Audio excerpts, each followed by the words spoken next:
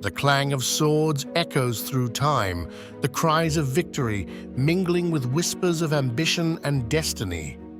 Amid the dust of history, one name rises above all others, a young king who forged an empire spanning continents, whose legend endures as both hero and enigma.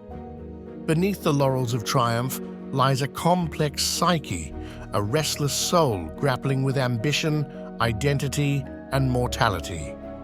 Alexander was born in 356 BC in Pella, the heart of the ancient Macedonian kingdom. His father, King Philip II, was a formidable ruler and military strategist who transformed Macedonia into a dominant power.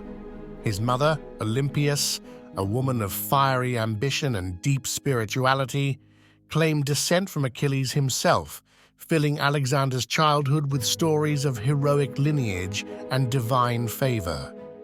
Yet Alexander's childhood was not one of unbroken harmony. The relationship between Philip and Olympias was tempestuous, marked by political intrigue and personal strife. This environment of tension and competition likely shaped his psychology, instilling in him a deep-seated need to prove himself and a wariness of those around him. At the age of 13, Alexander's education was entrusted to Aristotle, one of history's greatest philosophers. Under Aristotle's tutelage, Alexander was exposed to ideas that would shape his worldview: ethics, politics, literature, and science. The tales of Achilles and other Greek heroes resonated deeply, providing a framework for Alexander's self-image as a man destined for extraordinary deeds. Psychologically, this period of intense learning likely deepened Alexander's sense of purpose. The idea that knowledge and power were intertwined, that understanding the world was a prerequisite to ruling it, became central to his identity. Yet, this intellectual foundation also coexisted with a more primal drive, a hunger for recognition and a belief in his own exceptionalism. When Philip was assassinated in 336, Alexander ascended to the throne at just 20 years old. His initial acts as king were ruthless. He swiftly eliminated rivals and quelled uprisings within Macedonia, establishing his authority with a mix of charisma and violence. These early displays of power were not merely strategic. They reflected a deep understanding of the precariousness of his position. As he consolidated his rule, Alexander turned his gaze outward. His father had dreamed of conquering the Persian Empire, and Alexander embraced this vision with fervor. But for Alexander, the conquest was more than a geopolitical ambition. It was a stage on which he could enact his destiny. The psychological complexity of Alexander's conquests is revealed in the way he approached war and leadership. He was a master strategist, capable of adapting to any challenge, and his ability to inspire loyalty among his troops was unparalleled. Yet, his relentless drive for expansion often bordered on obsession. The deeper he pushed into unknown lands, the more it seemed he was chasing something intangible, perhaps the approval of his long-dead father, the validation of his divine lineage, or an attempt to transcend the limitations of mortality itself. Alexander's relationship with his troops and his closest companions also offers insight into his character. He inspired intense loyalty but demanded absolute devotion, and he could be merciless toward those who betrayed or disappointed him. This duality, of leader and tyrant, of comrade and executioner, reveals a man deeply aware of the fragility of power. His bond with his lifelong friend and general Hephaestion is particularly telling. Hephaestion was more than a confidant. He was a mirror to Alexander's soul, a figure who shared his vision and provided the emotional grounding that Alexander's position as king often denied him. As Alexander marched further east, the psychological toll of his ambition became increasingly apparent. The physical challenges of crossing vast deserts and mountain ranges were matched by the mental strain of governing an ever-expanding empire.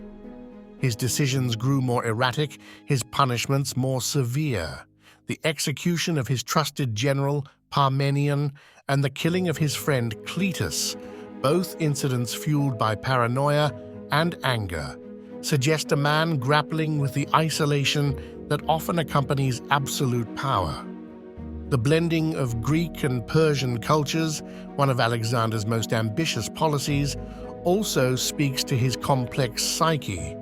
While many viewed it as pragmatic, aimed at unifying his empire, it also reflected Alexander's deep identification with both conqueror and visionary.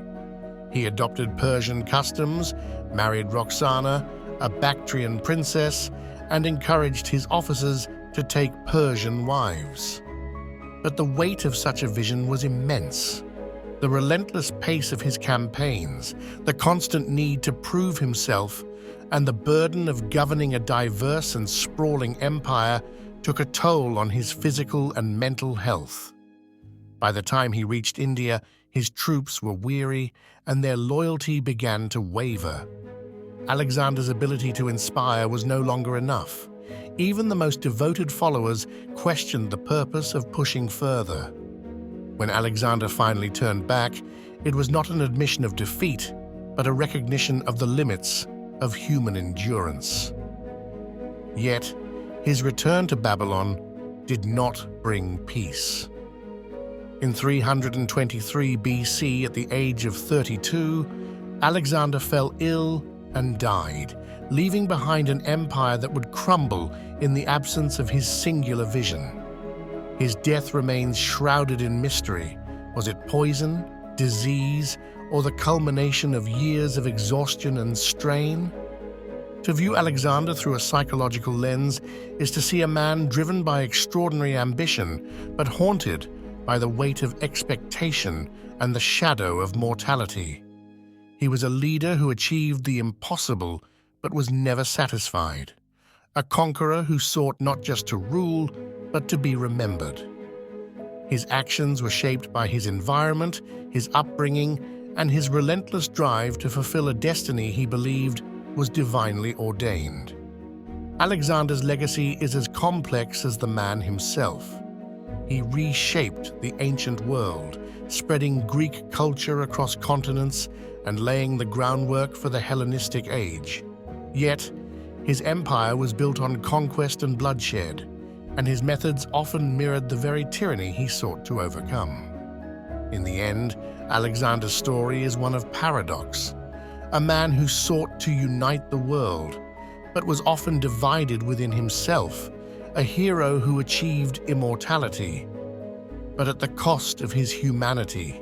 His life, like the empires he built, was vast, contradictory, and ultimately fleeting, a reminder that even the greatest figures in history are, at their core, profoundly human. If you enjoyed the video, please let us know in the comments.